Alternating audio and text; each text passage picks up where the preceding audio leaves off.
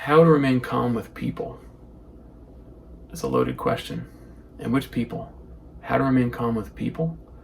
Everyone? Only one? Many people? I mean, that can mean anything, right? But it's a question that gets asked all the time. I read it all the time, and I'm asked it often. How to remain calm with other people. This could be a spouse, children, coworkers, strangers, people on the road. I mean, well, that's a big one. Or anything else. How do I remain calm with all of those people? How could I be so understanding to be calm with all those people? And I'm not, by the way. I yell at the kids a lot. I mean, sometimes because I just get frustrated.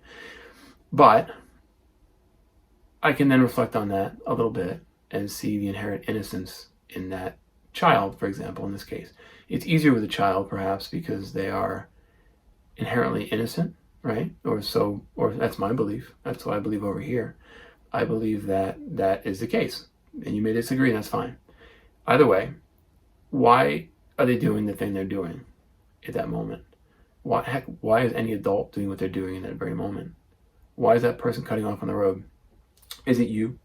How do I remain calm with that? I get cut off on the road. It's an example all these great teachers have used that I've studied. And I always wondered why they use it, but it makes sense because it's something you can take very personally. Yet it's a very impersonal act. Unless if you cut them off earlier and they're getting revenge, and you can come to a logical conclusion that maybe they're just they're angry and they need revenge on the person that they perceive as slighting them. That's logical. Sometimes it's not the case. Sometimes they just get cut off. Or someone just drives so aggressively they cut you off and you have no idea what you did. I had nothing wrong, and you flip them off and they're angry. This is something that I now understand a little better. Why is this person so angry at me? Right? Me. You know? How do I remain calm with that person? How do I remain calm all the time in these situations? How can I do it? And I don't, by the way. I'm working on it. I always am. But how do I remain calm? How do I do it? And the answer is, I forgive them. That's a pretty simple answer. It's oversimplified, because what does forgiveness even mean? I forgive them as it happens, because I do know that it's not me, right? I did not, in most cases, do anything to that person. I've noticed this. Some of the anger that gets directed at you is misplaced, right? It's anger not necessarily for you. It's anger for a life situation that you are not a part of, their life, right? You don't know what happened in that car. You don't know what happened on the phone in that car, and you certainly don't know where they're headed. There could be a child being born. There could be an emergency. There certainly could be some anger and rage towards a spouse or a girlfriend or who knows what, right? Or a boyfriend. And this is all happening in front of you, and they take it out on you. Same for somebody at work. People at work may say to me something a little off-putting, and say something that is meant to offend me. How do I remain calm with that? Because now my livelihood is on the line now, because now it's been said in front of somebody important, and I'm very upset about this, right? And I've been there, more than a few times. And over the years, the last few years, I've come to recognize that it is not always directed at me. How did I figure this out? In some cases, since I didn't retaliate, and I remained calm and still showed love for this person, or at least or at least not dislike, right? Neutrality.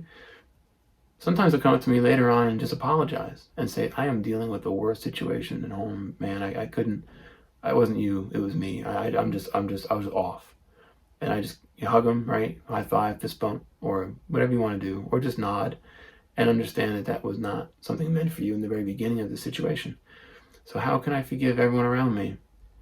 I try to look at it in a very simple way. I try to look at it like someone I know, right, who's going through something. And I just put their face, the person I know, on the stranger. And now I know that they're going through something also. Because so am I, and so are you, right? If you're not, that's amazing, and that means you're well ahead, and things are really great, and things are going wonderfully, and I hope that's true for you all. If it's not, which in many cases it's not, keep going and forgiving, right? How do you show this forgiveness? How do you remain calm? Innocence. Try to remember the innocence of a child and the innocence of an adult who in many cases is acting like an angry child. I do it too. I get angry like a big baby. I pout. I've pouted so many times, and it's okay. And sometimes I can laugh at it. Sometimes I can't, but that's okay too. So remember how to remain calm with everyone around you, other people, anyone, even yourself, right? Forgiveness, acceptance, and understanding. And the idea of the impersonal concept is not always aimed at you, even though you're in front of them, which you are, right? You're in their sights. But try to stay with it and see what happens. And you may feel slighted, you may feel you were gypped, you may feel that they won, right? Oh, they got one over on me and I owe them. That's a dangerous game, right? Because then where does it end? It just doesn't end, because then it's just a feud and a war. Every day you go to work and you go to war with this person. I mean, you come home, the family, you take out the family. It's like, then what? It doesn't add up logically. And from this perspective of a higher teaching that I've learned, at least, it doesn't hold up either. So thank you as always for watching. Have a wonderful day.